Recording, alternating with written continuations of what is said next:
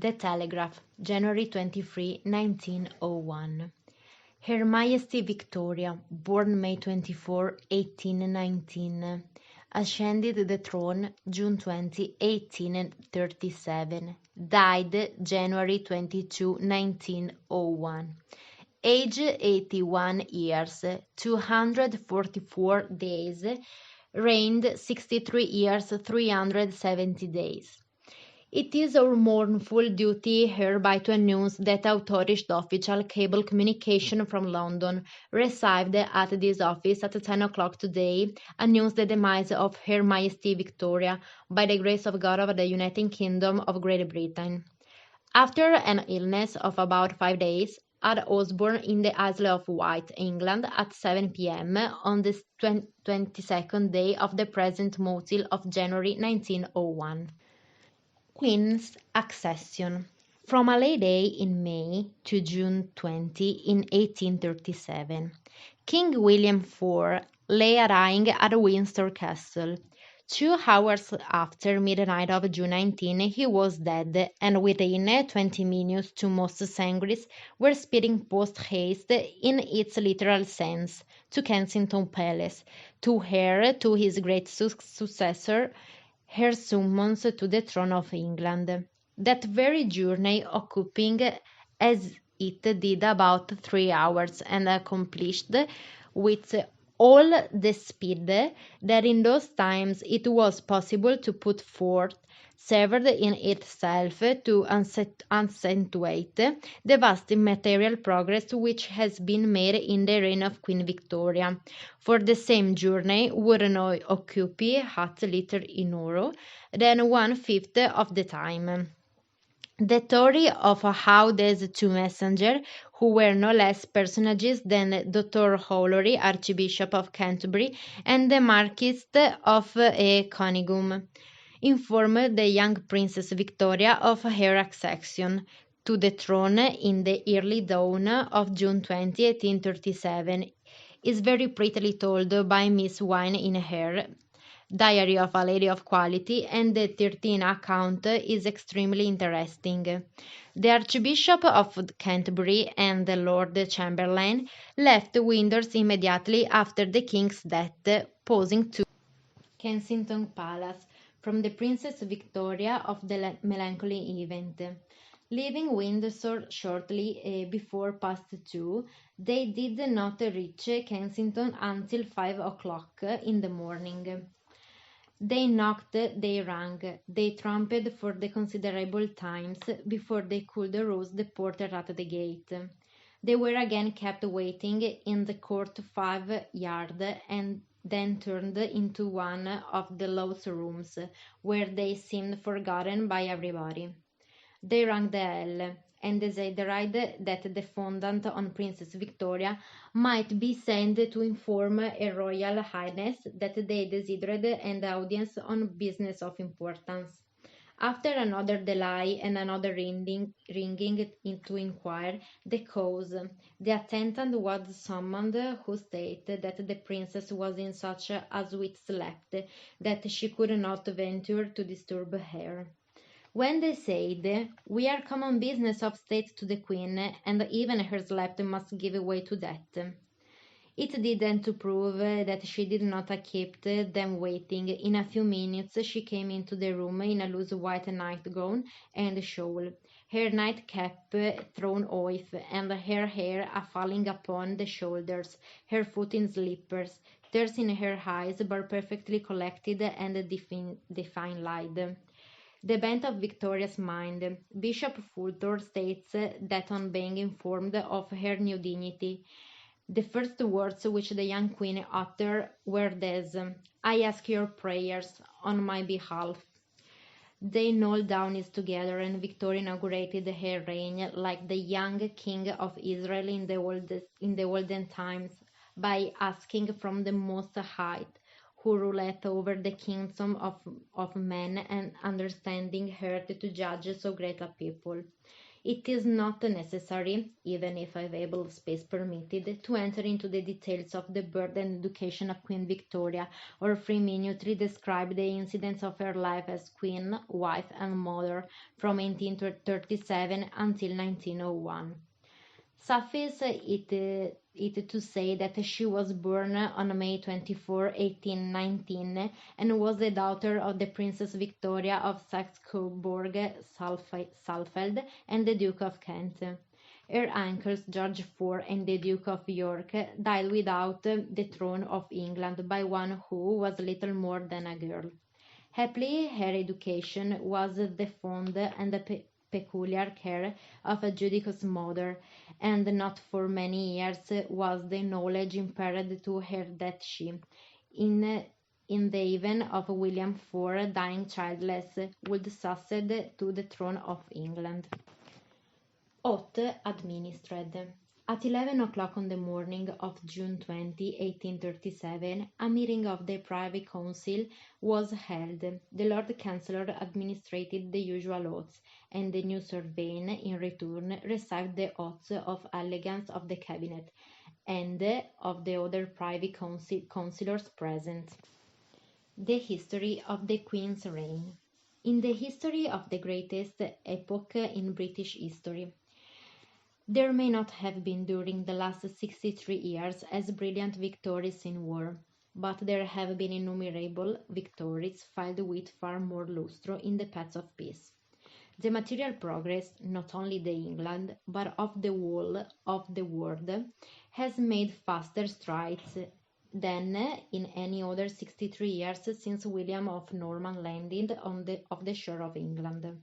The chronicles of Queen Victoria's reign are the chronicles of a steady process of advance in every department of human energy, checkered by a few bignal calamities, inspired by every widening ideas, and adding to the sum of national happiness and national intelligence.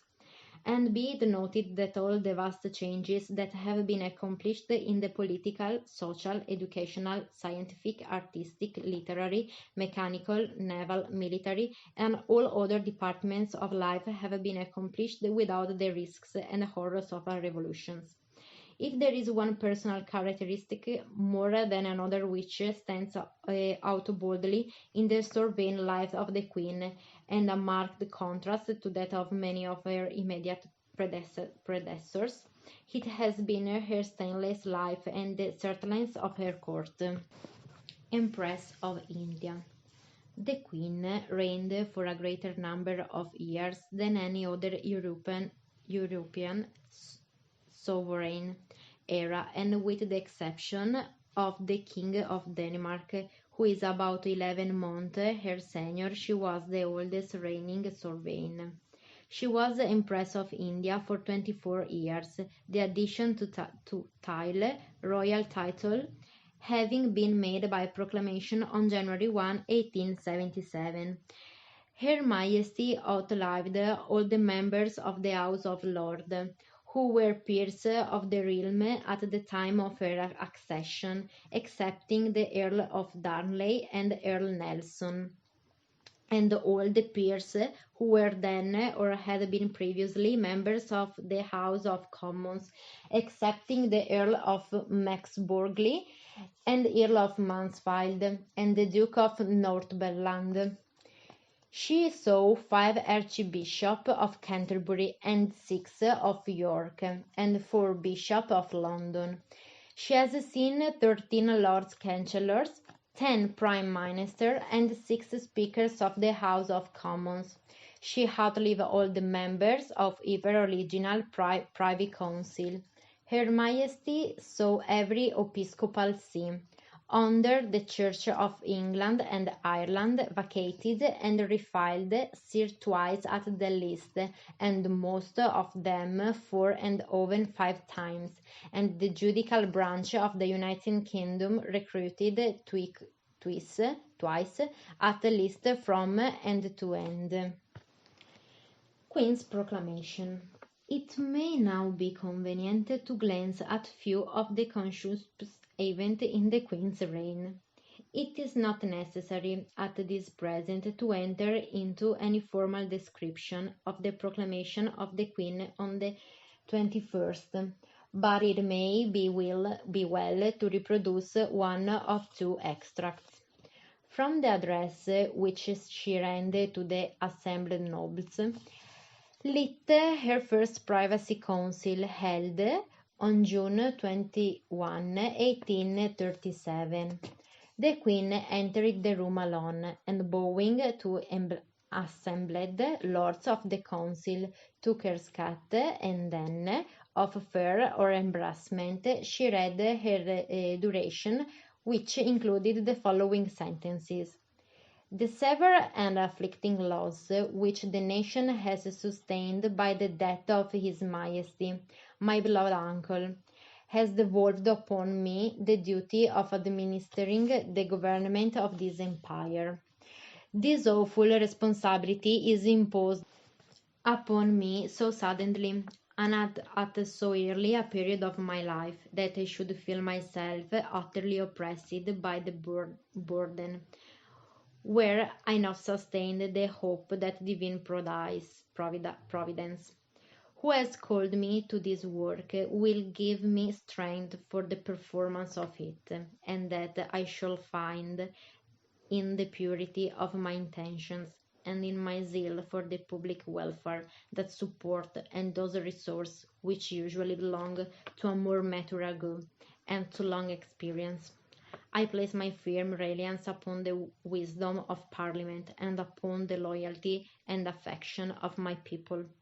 I esteem it also a peculiar advantage that I succeeded to a sovereign whose constant regard for the rights and liberties of his subjects, and whose desire to promote the amelioration of the laws and institutions of the country have redeemed in his name of the object of general attachment and veneration. Educated in England under the tender and unintended care of a most affectionate mother, I have learned from my infancy to respect and adore the constitution of my native country. It will be my increasing study to maintain the reformed religion as by law established, securing at the same time to all the full enjoyment of religious liberty, and I shall steadily project the rights and promote to the utmost of my power the happiness and welfare of all classes in my subjects. The coronation. On the following day, she prorogued Parliament in person, and on June 25, in the following years, 1838, there was witnessed at Westminster Abbey, in the gorgeous ceremony of Her Majesty's coronation, the account of which cannot even now be read without feelings of enthusiasm touched by emotion and admiration for the youthful sovereign, who bore herself so bravely in the presence of the thousand assembly in the ancient abbey. One of the very first incidents in the Queen's reign which significantly marked the advance in the liberty of thought and the removal of disabilities of individuals was to be found in the fact that a Jew, for the first time, was selected Sheriff of London, and that Jew received the knighthood at the hands of Her Majesty when she visited the city of London on the following Lord Mayor's Day. As Mr. Justin McCarthy says, he was the first Jew whom royalty had honored in this county since the good old times, then when royalty was pleased to borrow the Jew's money, or order instantly the extraction of this feat. The expansion of the principle of religious liberty and equality, which has been one of the most remarkable characteristics of the Queen's reign, could hardly have been more becoming, inaugurated that by the compliment which Sovereign and City paid to Mr. Moses Montefiore. 18 months after her coronation, the youthful Queen announced the intention to marrying her cousin, Prince Albert of Saxe-Coburg-Gotha, and on February 10 the auspicious and happy event was celebrated. Queen's marriage. A characteristic story is related to the Queen in connection with her wedding, and with it we will dismiss the auspicious event. It is said that the Archbishop of Canterbury waited upon Her Majesty and inquired if it were her wish that an instruction should be made in that portion of the service appointed in the liturgy for the solemnization of matrimony, which included the promise of obedience. A curious promise for the sovereign of Great Britain to make to her new naturalized subject Prince Albert, who had just taken the oath to her as his lady. The Queen, according to the report, replied that it was her wish to be married in all respects like any other woman according to the revered usage of the Church of England, and that thought no as a queen as a woman and is a woman, and she was ready to promise all things contained in that portion of the liturgy. Queen's children.